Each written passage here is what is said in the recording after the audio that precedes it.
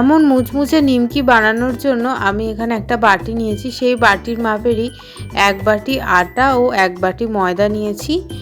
আর সাথে দিচ্ছি, যেহেতু নোনতা ভাব এটা, তাই দিলাম এখানে 1 চামচ লবণ আর সাথে হাফ চামচ মতন কালো জিরে।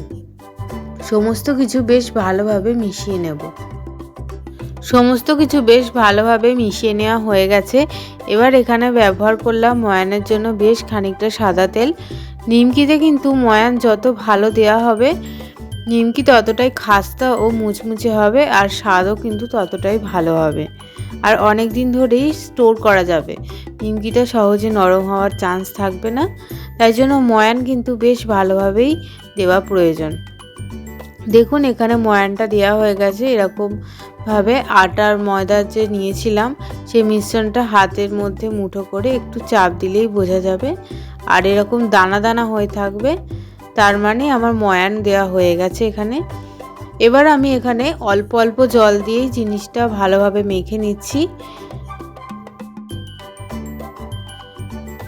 এই যে নিমকির ডোটা তৈরি করছি, এটা কিন্তু খুব বেশি একদম শক্তও হবে না, আবার একদম নরমও করা যাবে না, একটু মাঝারিভাবেই মাখতে হবে। আমি এখানে 10 মিনিট চাপা দিয়ে রেখে দিলাম।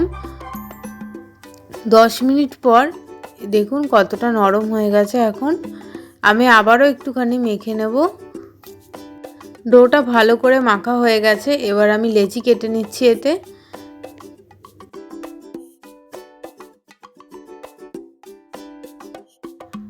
লেচি যে কেটেছিলাম সে একটা লেচি বেলে নিচ্ছি।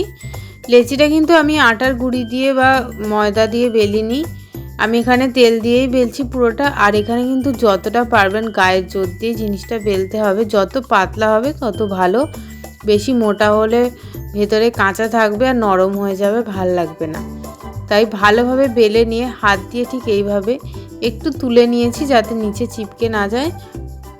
এবার একটা ছুরির সাহায্যে এরকম লম্বালম্বি করে কেটে তারপর আড়াআড়িভাবে নিমকি শেপ করে কেটে নিচ্ছি। নিমকি শেপ করে আমার এগুলো কাটা হয়ে গেছে। এবার একটা একটা করে একটু ছাড়িয়ে নিচ্ছি। এখানে কিন্তু একটু ধৈর্য ধরেই ছাড়াতে হবে, নয়তো একটার সাথে একটা লেগে গেলে একদমই ভালো লাগবে না। আমি এবার এগুলো সব আস্তে আস্তে ভালোভাবে ছাড়িয়ে নিচ্ছি। আপনারা চাইলে কিন্তু এরকম ছুরির সাহায্যেও তুলে নিতে পারেন, তাহলে জিনিসটা ভালো উঠবে। এভাবেই সব কটা লেচি ভালোভাবে বেলে নিমকি শেপ করে কেটে নিয়েছি।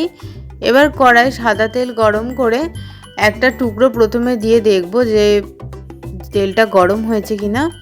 কিন্তু দেখুন দেওয়ার পরেই কিন্তু সঙ্গে সঙ্গে তেলের ওপর ভাসেনি, তার মানে আমার তেল এখনও সেইভাবে গরম হয়নি।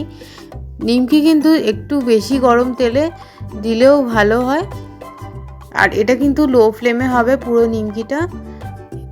দেখুন 5 মিনিট পরে কিন্তু আমি সেই তেলের মধ্যেই আরেক টুকরো নিমকি দিয়ে দেখলাম, দেখুন কত সুন্দর সঙ্গে সঙ্গে ফুটে উঠছে তেলের মধ্যে, তার মানে আমার তেলটা একদম পারফেক্টলি গরম হয়ে গেছে। এবার সবগুলো নিমকির টুকরোই আমি ধীরে ধীরে এবার দিয়ে দেবো। এইভাবে আমি সব কটা নিমকিগুলোকে বেশ ভালোভাবে ভেজে নেব। আর এই সময় কিন্তু গ্যাসের ফ্লেম একটু লোতে রাখতে হবে, আর এরকম মাঝে মাঝে একটু নাড়াচাড়া দিতে হবে। নিমকিগুলো আমি উল্টে পাল্টে বেশ ভালোভাবে ভেজে নিয়েছি, আর দেখুন কি সুন্দর রং চলে এসছে। আর এই যে লাল রংটা এসছে, কারণ যেহেতু আমি আটা দিয়েছি তাই জন্য। ময়দার করলে এটা শুধু ময়দার দিলে সাদাই আসতো, আটা দেওয়ার কারণে একটু লাল ভাব এসেছে। নিমকিগুলো কিন্তু আমার বেশ ভালোভাবে ভাজাও হয়ে গেছে। এবার আমি তুলে নিচ্ছি। এইভাবেই বাদবাকি আরও যে কটা নিমকি শেপ করে কেটে রেখেছিলাম সেগুলোকেও ভেজে নেব। নিমকিগুলো ভেজে একটু ঠান্ডা হতে দিয়েছিলাম। ঠান্ডা হয়ে যাওয়ার পর এবার আমি একটা কৌটোর মধ্যে জিনিসটা স্টোর করে রেখে দেবো। আপনারাও চাইলে কিন্তু এগুলো স্টোর করে রেখে দিতে পারেন, সন্ধ্যেবেলার স্ন্যাক্সে কিন্তু খেতে বেশ ভালোই লাগে। তো ভিডিও ভালো লাগলে অবশ্যই একটা like, comment, share and subscribe করে দেবেন। আজকের মতন আসছি, টাটা।